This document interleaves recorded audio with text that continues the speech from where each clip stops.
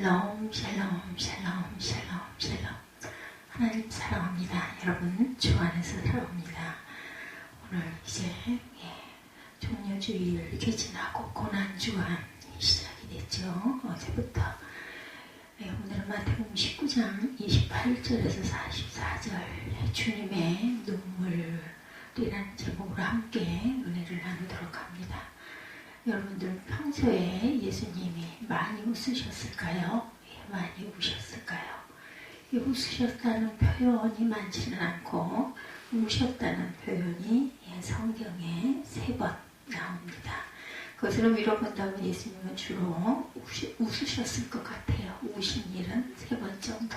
나머지는 많이 웃으시지 않았겠습니까? 그렇죠. 종교 지도자들이 예수님을 가리켜 먹기를 탐하고 포도주를 즐기는 사람, 세리와 죄인의 친구다 이렇게 말합니다. 누가복음 7장 34절에 예수님을 밝고 온화한 모습으로 소외되거나 연약한 자들에게 다가가셔서 위로하시고 또한 질병을 고쳐주신 그러한 분이시죠. 주로 웃으셨으니 새삼스럽게 예수님을 웃으셨다고 기록할 이유가 없었을 것 같습니다. 그런 예수께서 우셨다면 이것은 아주 특별한 것이기 때문에 성경 기자들이 주목했을 것이고, 첫 번째 우신 것은 나사로의 무덤을 방문했을 때 요한복음 11장 35절에, 두 번째 본문에 나온 예루살렘에 입성하실 때였습니다. 자기가 당할 고통을 생각하여 두렵거나 슬퍼서 우신 것은 아니죠. 유대인들의 영안이 어두워 하평케 하러 오신 예수님을 알아보지 못하고 영접하지 않기 때문이었습니다. 세 번째는 겟세마네 동산에서 기도하실 때입니다. 히브리서 5장 7절에 보면 그런 육체에 계실 때에 자기를 죽음에서 능히 구원하실 이에게 심한 통곡과 눈물로 간구와 소원을 올렸고 그의 경건하심으로 말미암아 들으심을 얻었느니라.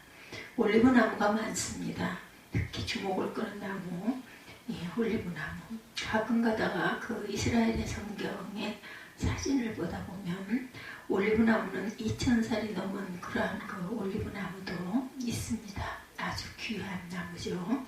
그렇다면 예수님의 통곡 소리가 저 나무가 듣지 않았겠는가 하는 생각이 듭니다. 종려 주간, 종려 주일이 지나고 고난주간, 십자가를 지기 위하여 예루살렘으로 입성하신 예수님을 기념하는 날이기도 하죠.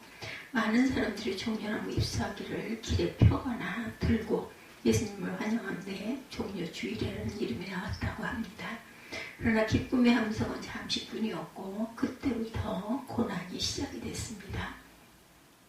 그래서 예수님의 고난을 묵상하는 고난주간이다 이렇게 명명하여 지키기도 하죠. 패션 위크라고도 합니다. 그 기간 중 예수님이 십자가에 달려 돌아가신 날을 성금요일이라고 말하죠. 한 주간 동안 성경을 읽으실 때 특히 예수님의 순환과 관련된 부분들을 많이 읽으시기 바랍니다. 각자의 신앙생활을 돌아보며 회개의 시간을 가질 분들로 가능하면 금식도 하면서 주님의 고난에 조금이나마 동참하시기 바랍니다.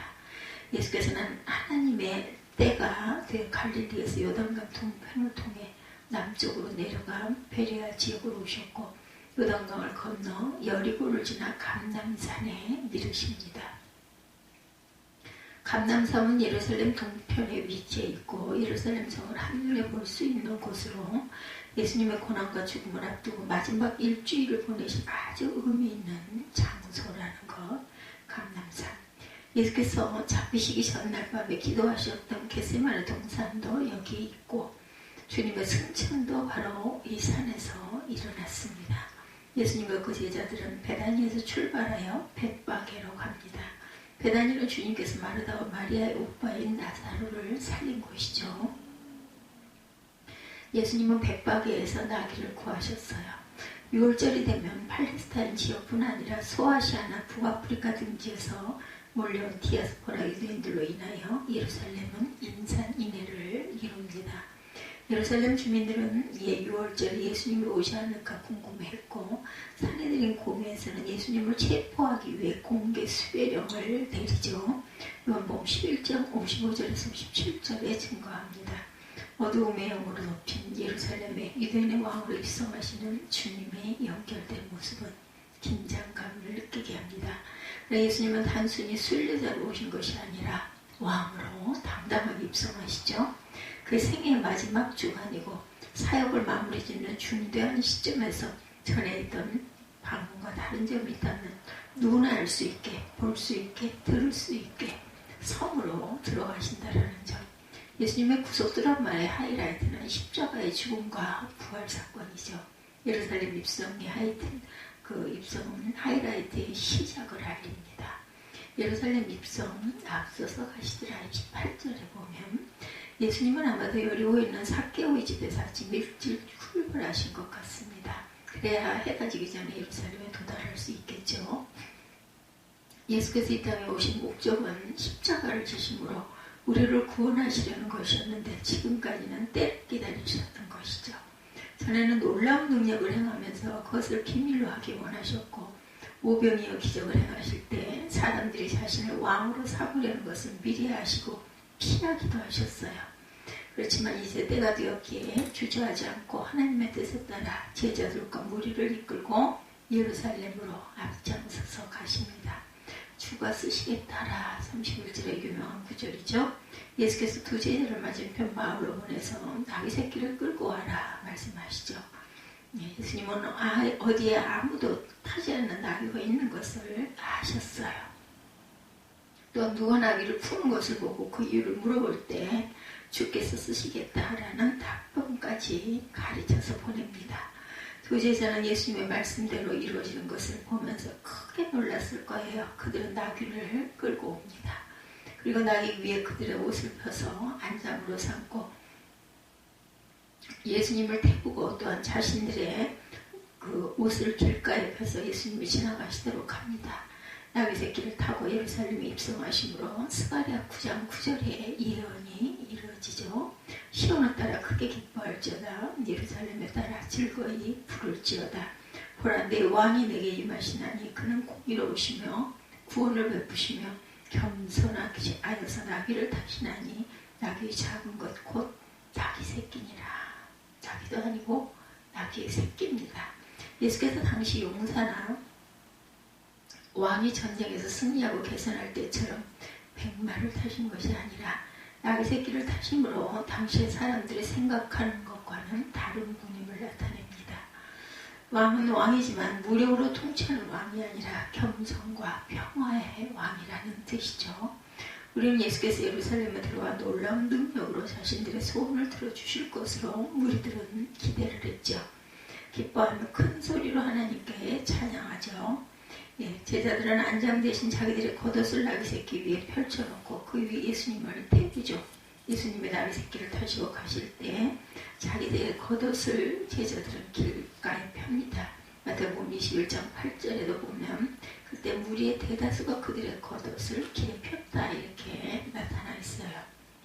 왕이 가시는 길이 사람들이 자기들의 겉옷을 펴는 행위는 오래전의 관습입니다. 이는 사람들이 왕에게 절대적으로 복종하겠다는 상징이기도 하죠. 그만큼 그들은 왕이신 예수님의 나라가 이제 임하게 되리라는 기대를 가졌던 거죠.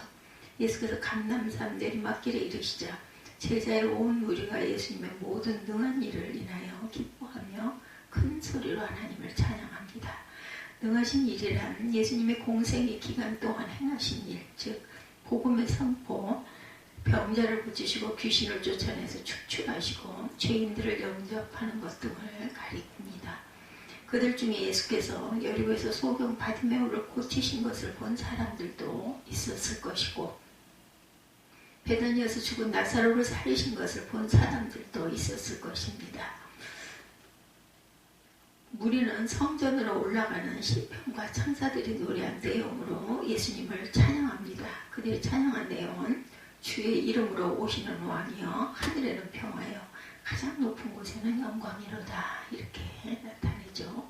이는 예수님의 탄생하셨을 때 하늘에서 들려온 천사들의 찬양과 크게 다르지 않습니다. 차이가 있다면 평화와 영광이 먼저 나오고 땅에서는 하나님이 기뻐하신 사람들 중에 평화가 하늘에는 평화로 바뀌었을 뿐이죠. 그것은 땅에서 하나님의 백성 가운데 이루어져야 할 평화가 백성의 무지로 당분간 실현되지 않을 것을 예시합니다. 그들은 예수님을 가리켜 주의 이름으로 오시는 왕이다 이렇게 불렀어요. 그래서 예수님을 왕이라고 묘사하고 있는 것이 예수님의 메시라는 것을 인정하고 있음을 암시합니다. 당시 예루살렘은 로마의 압제를 당하고 있었죠. 사람들은 예수님을 로마를 물리치고 예루살렘의 정치적 해방과 사회적 안정과 경제적 번영을 주실 것을 기대합니다. 그래서 그들은 종려나무가지를 흔들었어요. 예, 성지 그 순례를 가면 성지 그 종려나무가지를 흔든 것이 예수님의 정치적 메시아로 보았기 때문이다 이렇게 나타내고 있다고 그러죠. 근데 예수님은 무리들이 기대한 것처럼 로마를 타도하기 위한 정치적인 메시아로 오신 것이 아니라 죄와 사망의 권세에서 그들을 구원하기 위하여 고난받는 메시아라는 것. 그 다음에 종려나무가지를 흔든 것이 아니라 올리브 즉 감람나무가지를 흔들었어야 했어요. 이번에 예루살렘에 어떤 분들이 가보시니까 어떤 교회당의 벽에 종려나무가지가 있더라죠. 예수님이 감람산에서 내려가실 때 온 무리가 기뻐하며 선생이여 당신의 제자들을 책망하소서 이런 구절이 나옵니다. 하나님을 찬양하였어요. 그런데 어떤 바리새인들은 제자들이 예수님을 메시아라고 부르는 것을 참을 수가 없었던 거죠. 당신의 제자를 책망하라. 그들은 사람들에게 지도자로 인정을 받았지만 실상은 하나님의 뜻과 시기를 제대로 분별하지 못하는 영적 소경들이었다. 선생이여 당신의 제자들을 책망하소서. 주님을 높이는 소리를 더 이상 듣지 못하겠다는 것이죠. 주님은 강한 어조로 대답합니다. 내가 너희에게 말하노니 라는 표현을 사용하시죠. 만일 사람들이 침묵하면 돌들이 소리 지르리라. 무슨 뜻일까요? 만일 사람들이 예수님을 찬양하며 경배하지 않는다면 그들을 대신하여 돌이라도 소리를 지르면서 예수님을 찬양하며 경배할 거라는 뜻일까? 그것은 그들이 받게 될 심판을 가리킵니다. 돌들의 소리를 지른다는 것은 돌들이 예수님을 찬양한다는 뜻이 아니라 심판에 관련된 말씀. 하박국 선지자는 바벨론에게 내려질 심판에 대해서 말씀하죠. 하박국 2장 11, 2절에 보면 담에서 돌이 부르짖고 집에서 들보가 응답하리라. 피로 성읍을 건설하며 불의로 성을 건축하는 자에게 화 있을진저 이렇게 표현하고 있어요. 바벨론 사람들이 남들을 죽이며 약탈할 것으로 자기들의 성읍을 지었다고 그러죠. 그들의 성벽을 쌓는데 사용한 돌들은 한마디로 죄악의 상징입니다. 그 돌들은 부르짖으면서 계속해서 그들의 죄악을 성토합니다. 그 결과 바벨론은 하나님의 심판을 받아 멸망하고 말죠. 돌들이 부르짖으면 바벨론의 죄악이 드러났던 것 같이 돌들은 소리 지르며 예루살렘의 불신앙을 성토할 것이다. 그 결과 바벨론이 심판을 받아 멸망한 것처럼 예루살렘도 심판을 받아 멸망하게 되리라는 뜻이죠. 가까이 오셔서 성을 오시고 우십니다. 41절에서 44절까지 보면 우리는 하늘의 평화와 땅에 가져다 줄 왕을 향한 자신들의 갈망을 표현하죠. 우리들은. 하지만 그 왕이 굴림이 아닌 죽음, 영광이 아닌 수치의 십자가를 선동이 아닌 섬김을 통하여 평화를 이룰 것이라고는 제자들은 전혀 생각하지 못했어요. 제자들도 무리와 크게 다르지 않았습니다. 요한복음 12장 28절에 보면 처음엔 제자들이 이 사건의 의미를 깨닫지 못하다가 나중에 주님께서 그 영광을 보이시자 그 후에 깨닫게 되죠. 600년 전 예레미야 선지자가 예루살렘 을 향하여 애통한 적이 있었습니다.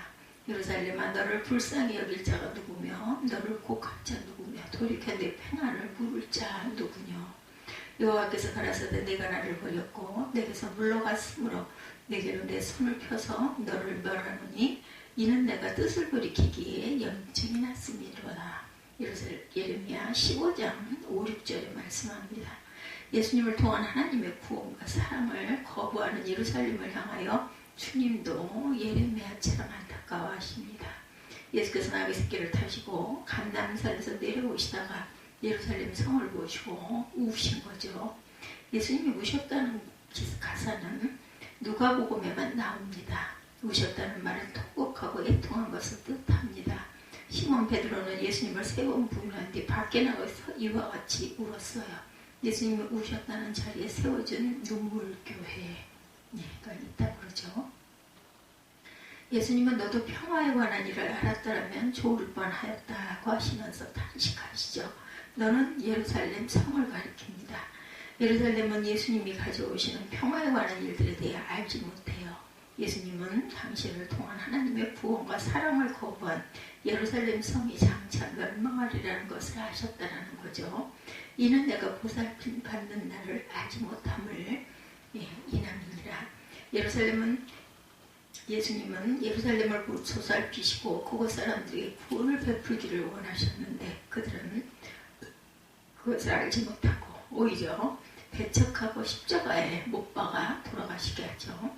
그 결과 예수께서 예언하신 예루살렘의 종말이 날이 그날의 그 문자 그대로 이루어집니다. 서기 70년 티투스 장군이 이끈 로마 군대가 토성을 쌓고 예루살렘 성을 포위하였을 때 당시 유월절을 지키기 위해 각지에서 모였던 100만 명이 훨씬 넘는 유대인들이 성 안에서 기근과 질병으로 죽었고 성전을 포함한 모든 건물은 다 불태워지고 말았습니다. 특히 성전 기둥과 내부를 금으로 장식해 놓았는데 불에 태우니 금이 녹아서 틈새로 흘러 들어갑니다. 로마 군인들이 그 금을 찾으려고 불타오른 조각들을 파헤쳐 나왔어요. 그 결과 예수님의 예언대로 돌 하나도 돌 위에 남지 않고 철저히 파괴가 됩니다. 구원을 위하여 이 땅에 오신 주님을 영접하지 않으면 하나님의 심판을 피할 수가 없게 된다는 것.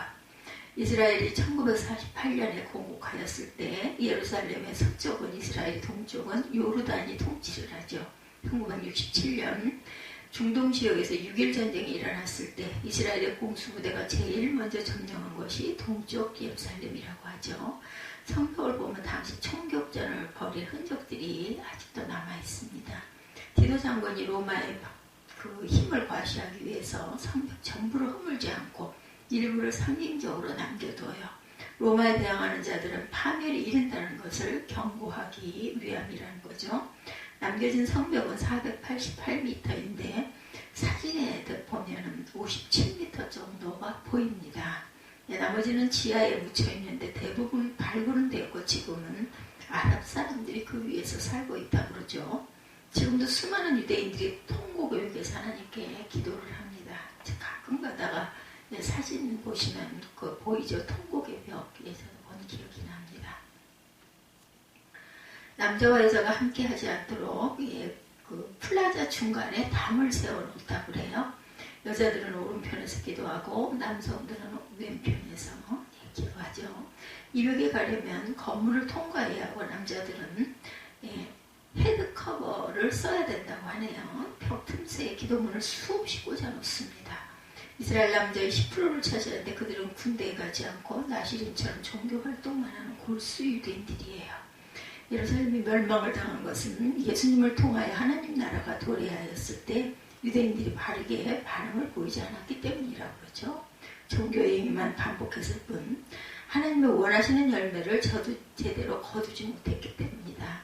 장차 하나님의 진노 가운데 예루살렘이 멸망할 것을 아시고 예수님은 오셨던 것이죠. 우리에게도 이런 눈물이 있어야 합니다. 복음을 거절하는 자들을 향하여 애통해야 되겠죠.